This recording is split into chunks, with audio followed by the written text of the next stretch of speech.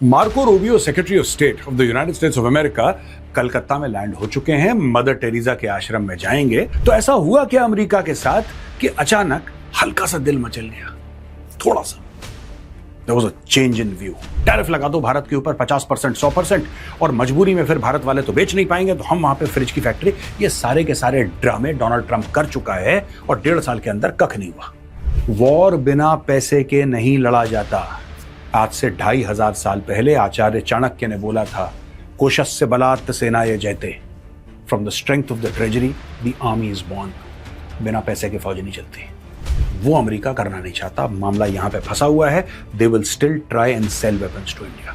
बात यह है कि ईरान ने शॉक दिया है अमेरिका को, एक बड़ा सॉलिड शॉक दिया है।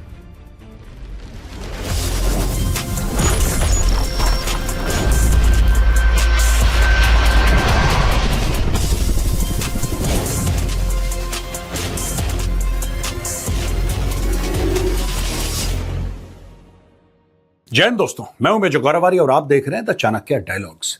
Marco Rubio secretary of state of the United States of America Calcutta में लैंड हो चुके हैं। मदर टेरेसा के आश्रम में जाएंगे और जो भी उनको देखना दिखाना है वहां पे ही will go there and he will visit. पहली बार ऐसा मेरी याददाश्त में कम से कम पहली बार ऐसा हुआ है कि सेक्रेटरी ऑफ स्टेट अमेरिका का 4 दिन की यात्रा भारत में आए हूं। हां, ये बात सच है कि क्वाड में मीटिंग है, फॉरेन मिनिस्टर्स की मीटिंग है। Secretary of state is the foreign minister of the United States of America, तो वो भी बैठेंगे, डॉक्टर एस जयशंकर भी होंगे, बाकी लोग भी होंगे। लेकिन 4 दिन का मामला क्या है दोस्तों, मैं ये भी आपको बताऊंगा। ये मैटर क्या है 4 दिन का। लेकिन सबसे बड़ा एजेंडा जो है, सबसे बड़ा एजेंडा, और मैं यहां तक कह रहा हूं कि क्वाड जो है, और जिम्मेदारी के साथ कह रहा हूं, quad is the number 2 agenda. It is not the first agenda. ऐसा हो ही नहीं सकता। अमेरिका को अचानक ये हिचकियां आना शुरू हो गई क्वाड के मामले में। डोनाल्ड ट्रंप ने तो मना कर दिया था पहले। डोनाल्ड ट्रंप कहता है कि ना यूएन की जरूरत है, ना किसी की जरूरत है, ना क्वाड की जरूरत है, ना नेटो की जरूरत है। भाई, किसी की जरूरत ही नहीं है। अमेरिका अकेला काफी है। तो ऐसा हुआ क्या अमेरिका के साथ कि अचानक हल्का सा दिल मचल गया, थोड़ा सा। There was a change in view। बात यह है कि ईरान ने शॉक दिया है अमेरिका को, एक बड़ा सॉलिड शॉक दिया है। America was not expecting this shock, और इस शॉक ने, चाहे अमेरिका ये बात माने ना माने, चाहे दुनिया कुछ बोले, अमेरिका अपने कान बंद कर ले, लेकिन fact of the matter is, America को एक बात का एहसास अगर नहीं हुआ तो हो जाएगा। वो दिन चले गए जब अमेरिका दंदनाता फिरता था, ऐसे उंगली उठाता था तो देश की सत्ता पलट जाती थी। अब वो दिन चले गए। हां, अभी भी ऐसे छोटे देश हैं जिनको वो निपटा सकता है, जैसे वेनेजुएला के साथ करा। मडूरो को उठा के ले गया, अब वो कह रहा है मैं क्यूबा के अंदर जाऊंगा। लेकिन ये मैटर खत्म हो गया है। अच्छा, because Donald Trump is a businessman, Donald Trump ये कहता है कि साहब, आपदा में भी अवसर ढूंढने वाला मामला होना चाहिए। After all, he is a businessman. अगर कोई प्रॉब्लम है तो उसमें अवसर क्या है? अवसर यह है दोस्तों कि भारत की जो एनर्जी इंपोर्ट प्रोफाइल है, अगर आप उसको चेक करेंगे तो आप ये देखेंगे, तब आपको ये पता होगा कि डोनाल्ड ट्रंप क्यों बयान देता है भारत के खिलाफ। इसकी टीम भारत के खिलाफ क्यों बयान देती थी? इसके पीछे एक लॉजिक है, इसके पीछे एक साइंस है। वो साइंस मैं आपको बताता हूं। भारत ने पिछले साल मोर देन 34-35% अपना तेल रूस से इंपोर्ट किया, और उसके पहले यानी कि 2024 में उससे भी ज्यादा इंपोर्ट किया। यानी कि भारत को जहां से तेल मिला सस्ता, भारत ने तेल लिया। अब जब डोनाल्ड ट्रंप आए सत्ता में, तो डोनाल्ड ट्रंप ने एक बात सोची कि यार, तेल तो अमेरिका के पास भी है, हम ऐसा क्यों ना करें कि भारत को बोले कि अमेरिका से तेल लो। तो भारत ने बोला ठीक है, आपसे भी ले लेते हैं, कोई दिक्कत नहीं, हमें तो तेल चाहिए, आप दे दो, कोई और दे दे, how does it matter to us. जहां तक प्राइस अगर कॉम्पिटिटिव है और तेल अच्छी क्वालिटी का है, वी डोंट माइंड। दाम अच्छा होना चाहिए, सोर्स रिलायबल होना चाहिए, क्वालिटी बढ़िया होनी चाहिए, rest is okay, we can manage. तो भारत ने करीब 1-1.5 साल पहले तकरीबन $5 अरब का तेल अमेरिका से लिया। जब अमेरिका यह देख रहा था कि रूस से बहुत ज्यादा तेल भारत ने ले लिया और हमसे कुछ कम लिया, और उसी वक्त डोनाल्ड ट्रंप बन जाता है दोबारा एक बार, यानी कि दूसरी बार राष्ट्रपति अमेरिका का। मैं बात कर रहा हूं 20 जनवरी 2025 की। ये विराजमान होते हैं कुर्सी पे, और तब ये सोचते हैं कि किस तरीके से तेल की जो खरीद फरोख्त है पूरी दुनिया में, उसको मैनेज किया जाए। अब आप बोलेंगे मेजर साहब आप कहां से आ गए, 20 जनवरी अभी तो आप मार्को रूबियो को कलकत्ता में छोड़कर आए थे, ये पीछे कैसे चले गए? दोस्तों कड़ी है, मैं आपको कड़ी समझाना चाहता हूं। बात यह हुई कि मार्को रूबियो पहुंचते हैं यहां पे भारत यानी कि कलकत्ता, फिर उसके बाद दिल्ली भी आएंगे और जगह जाएंगे, जयपुर भी इनका जाना होगा, लेकिन जो मूल मुद्दा है वो तेल है। और भारत ने यह बात कर ली है अमेरिका से कि हम आपसे और तेल खरीदेंगे।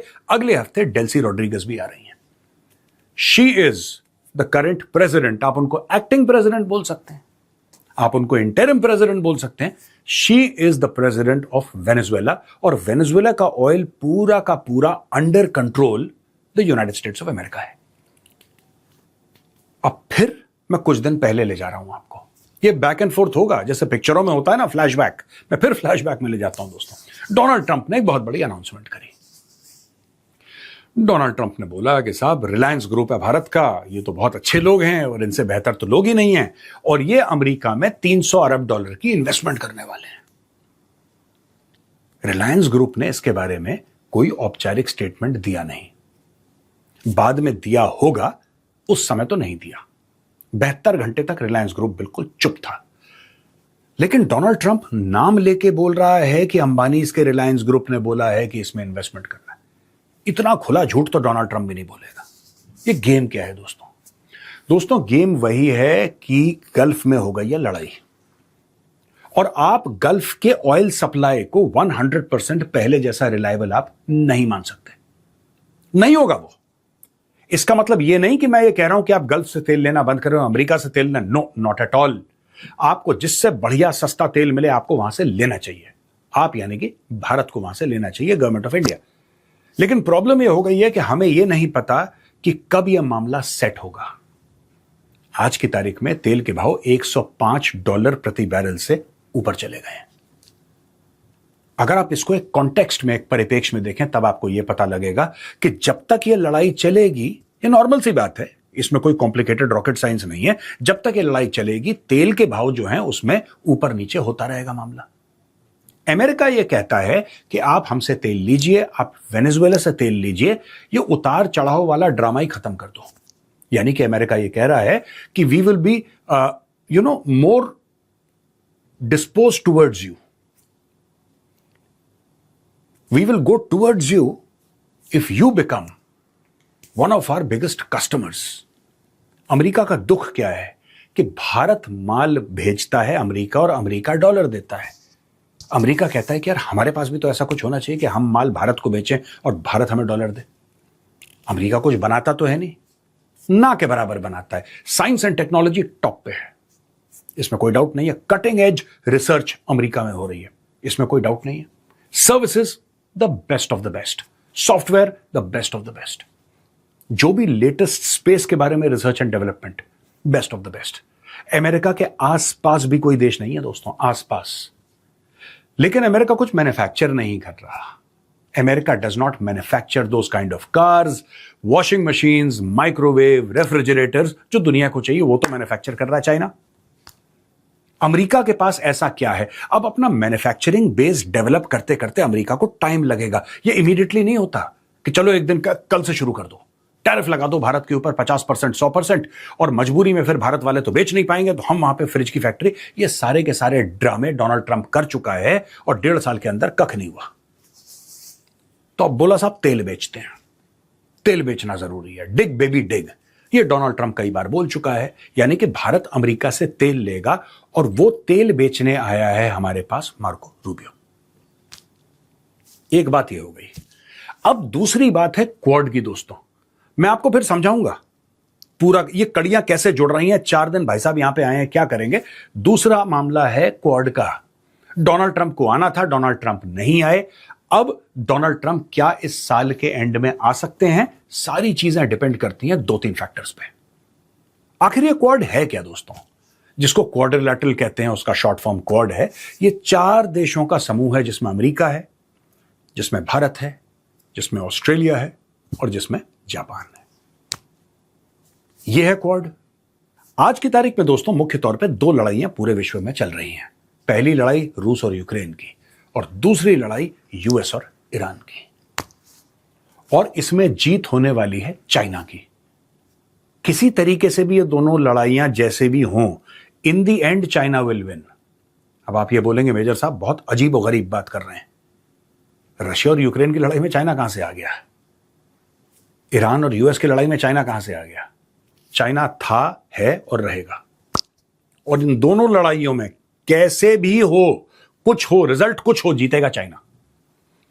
अब इनकी एक मजबूरी हो गई कि चाइना के साथ डील कैसे करनी है। How do we deal with China? इस बार जब डोनाल्ड ट्रंप गया था, मैं आपको बताता हूं ना, ये 2 दिन की फिर टूर, ये 4 दिन की क्यों होती है, और फिर ये आप लोग बात करते हैं, फिर अचानक बोलते हैं कि हाँ ठीक है, वो अपाची का एक पैकेज है और ड्रोन्स का कुछ है, तो हम उसके बारे में कुछ 450 मिलियन का गेम कर ले। ये सब जो ड्रामे चलते हैं ना ये बीच में, इसके कारण है डोनाल्ड ट्रंप को ऐसा लगा कि वो चीन जाएगा और वहां पे सबको हिला के रख देगा। ऐसा कुछ हुआ नहीं, उल्टा डोनाल्ड ट्रंप हिल के वापस आ गया।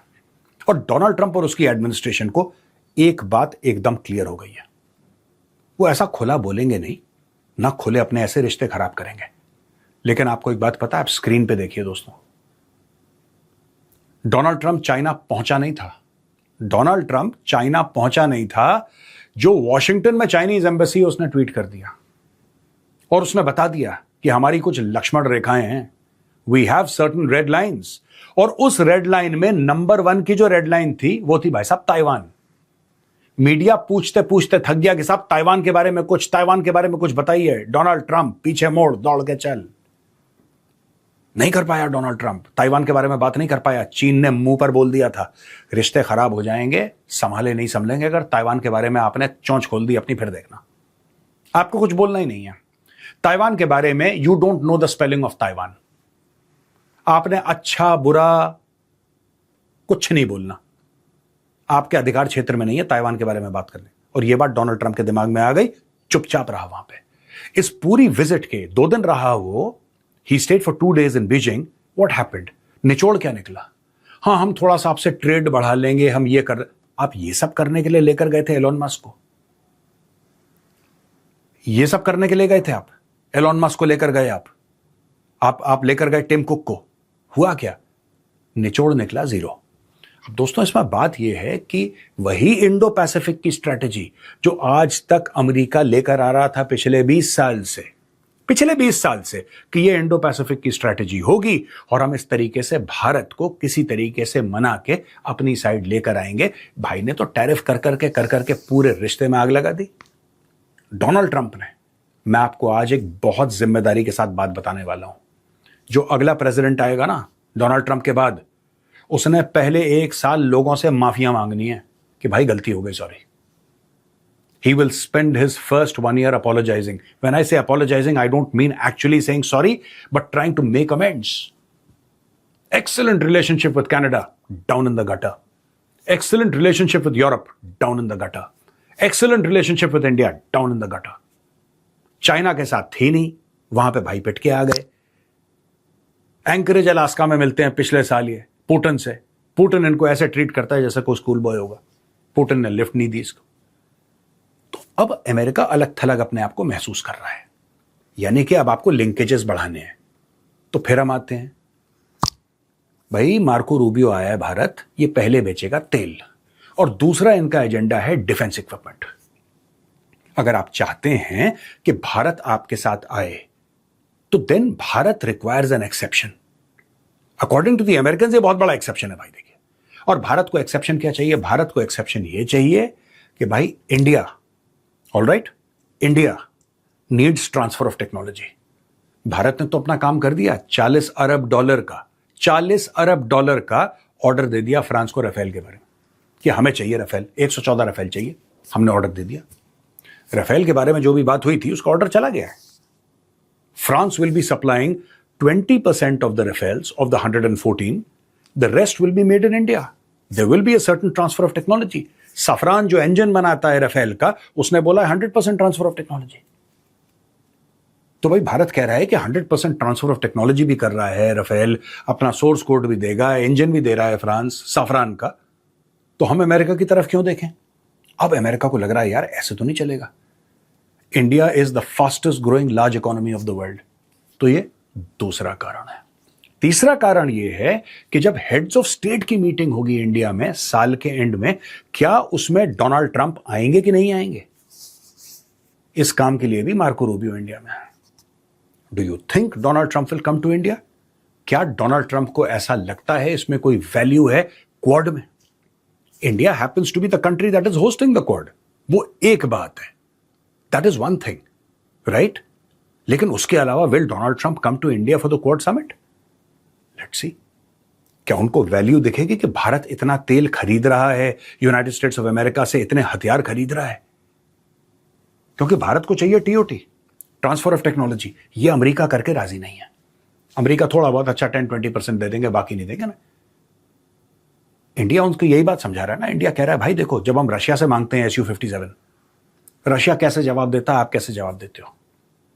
इसीलिए आप किसी भी सीनियर वेटरन से पूछिएगा, खासतौर से एयरफोर्स के जो बहुत सीनियर ऑफिसर्स हैं who have retired, they will all tell you one thing, it's very very difficult to trust the Americans.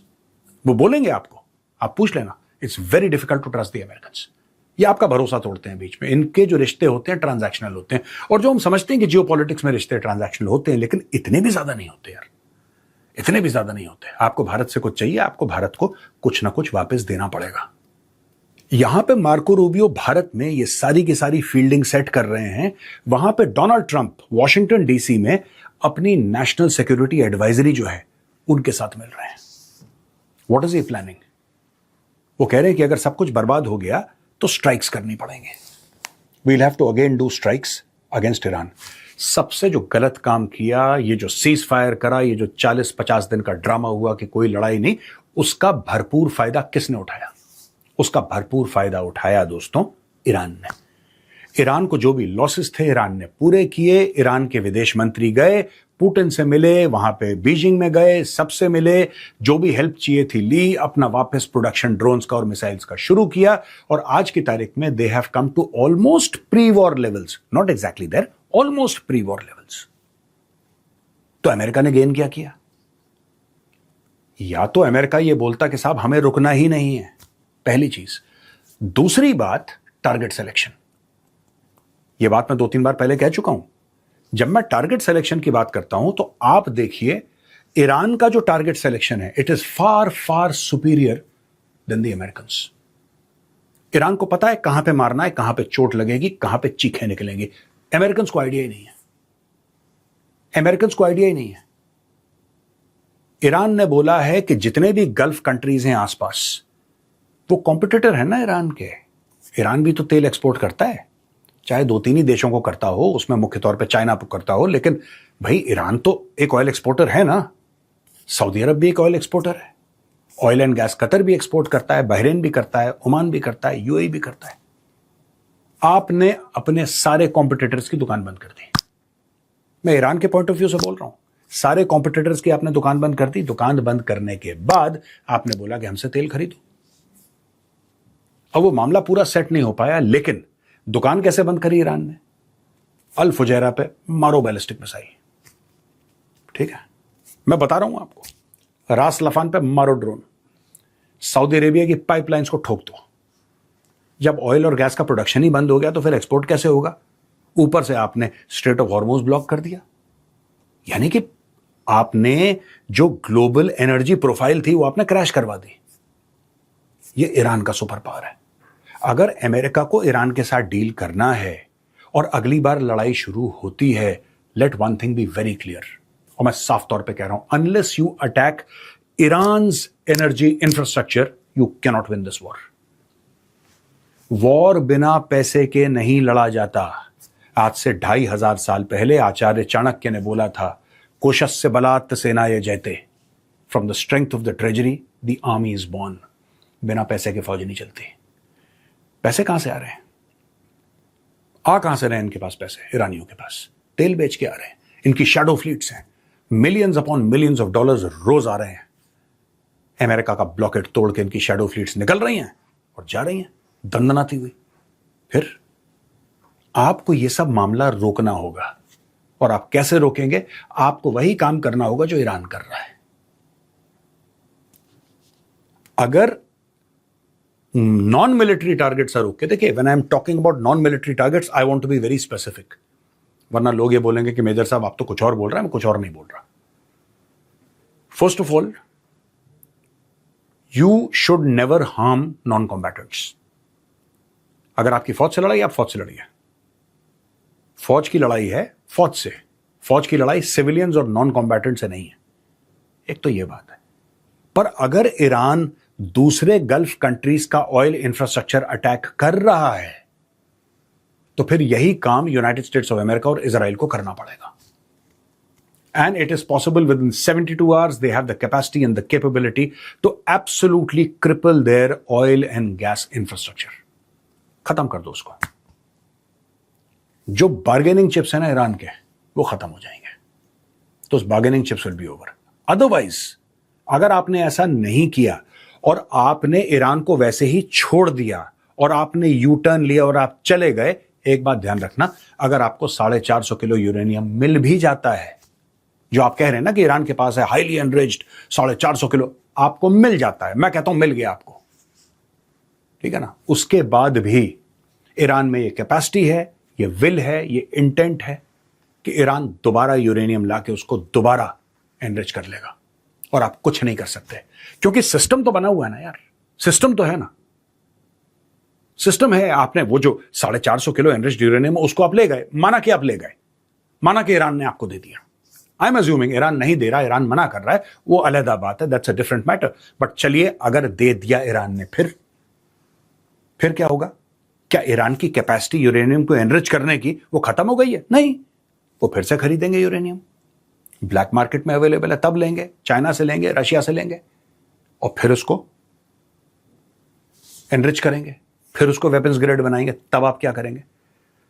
तो जो लड़ाई आपने शुरू की है, एक तो आपने बिना सोचे समझे 28 फरवरी को लड़ाई शुरू करी, राइट? अब आप या तो उसको खत्म कीजिए, या फिर आप एक जख्मी ईरान को छोड़कर जा रहे हैं जो पहले से 10 गुना ज्यादा खतरनाक होने वाला है।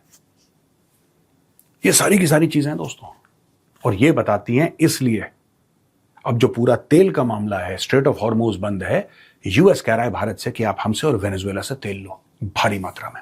अब भारत मांगेगा डिस्काउंट और भारत लेगा वहां से तेल। अगर वहां से नहीं लेगा तो फिर रशिया से लेगा, फिर अमेरिका को प्रॉब्लम होगी। तो अमेरिका की प्रॉब्लम अमेरिका की प्रॉब्लम है, and this is how things stand today. मैंने सोचा कि आपको आज बिना स्मार्ट बोर्ड के हार्ट टू हार्ट एक टॉक करके ये बताता हूं कि मार्को रूबियो जो 4 दिन भारत बैठे हैं ना, 4 दिन, सबसे पहला agenda oil, number 2 Quad, number 3 agenda is selling weapons to India. Bharat के पास फाइटर जेट्स हैं, रशिया के हैं, अपने हैं, फ्रांस के हैं, अमेरिका का एक फाइटर जेट नहीं है भारत के पास, नॉट वन सिंगल। हाँ, चिनूक हमारे पास हैं, ग्लोब मास्टर हमारे पास हैं, और अपाची हेलीकॉप्टर्स हमारे पास हैं, और पोसाइडन्स हमारे पास हैं, और फलाना ढिमका दुनिया भर का तामझाम है, लेकिन फाइटर जेट्स हमारे पास एक सिंगल फाइटर जेट अमेरिकन नहीं है। और ये अमेरिका को बड़ा खलता है। अमेरिका चाहता है कि भारत मोटा ऑर्डर दे, 40, 50, 100 अरब डॉलर का अमेरिकन फाइटर जेट्स आ रहे हैं। भारत कह रहा है ऑर्डर मिल जाएगा, ट्रांसफर ऑफ टेक्नोलॉजी कब होगी वो अमेरिका करना नहीं चाहता। मामला यहां पे फंसा हुआ है। They will still try and sell weapons to India. This is the reason why secretary of state Marco Rubio is in India. अच्छा दोस्तों, जाने से पहले हमारे जो व्यूअर हैं उनका सवाल है, मैं सवाल ले लेता हूं। ये प्रणव जी हैं, और प्रणव जी हैं बेंगलुरु के। ये कहते हैं, I have a question, will Pakistan's betrayal of US not lead to any consequences and will America not try to get answers for why Pakistanis have kept Iranian aircraft on their bases? Pranav ji, आपका ये सवाल है कि भाई अमेरिका को धोखा दे दिया पाकिस्तान ने, और जो ईरान के जेट्स अपने बेसिस पे छुपा के रखे थे, क्या इसके कोई कॉन्सिक्वेंसेज नहीं होंगे? प्रणव जी, मुझे ऐसा लगता है कि कोई भी कॉन्सिक्वेंसेज नहीं होंगे। ये पहली बार नहीं है कि पाकिस्तान धोखा दे रहा है। पाकिस्तान सबको धोखा देता है, that is part of the national characteristic, वो प्रोफाइल का पार्ट है उनके, वो उनकी सीवी में लिखा हुआ है। तो किसी को ऐसा लगता है कि नहीं वो नहीं देगा और ये शराफत से, नहीं, उसने अमेरिका को भी धोखा दिया, उसने ईरान को भी धोखा दिया, सबको। ये धोखाधड़ी के बीच में ही पैसा कमाते हैं, और अमेरिकन को पता है कि पाकिस्तानी धोखा देंगे। यही डोनाल्ड ट्रंप, मैं फिर से बार बार एक ही ट्वीट दिखाता हूं लोगों को कि लोग समझ लें। ये देखिए ट्वीट, ये है 1 जनवरी 2018 का ट्वीट, और डोनाल्ड ट्रंप कितने प्यारे प्यारे शब्द पाकिस्तानियों के लिए बोल रहा है, कितने प्यारे प्यारे शब्द बोल रहा है। देख लीजिए, देख लिया आपने, ये प्यार मोहब्बत छलक रही है डोनाल्ड ट्रंप की। और वही डोनाल्ड ट्रंप आज की तारीख में आसिम मुनीर को कहता है माय फेवरेट फील्ड मार्शल। ये सब जियोपॉलिटिकल गेम्स है भाई, कुछ नहीं बदलने वाला। पाकिस्तान इस्तेमाल होने के लिए खड़ा हुआ है। अमेरिका उसको पैसे देगा, उसको इस्तेमाल करेगा। चाइना उसको पैसे देगा, इस्तेमाल करेगा। Pakistan is something to be used and later discarded. यहां पे आज का वीडियो खत्म होता है दोस्तों। पसंद आए तो उस वीडियो को लाइक जरूर करिएगा। जय हिंद, वंदे मातरम, भारत माता की जय।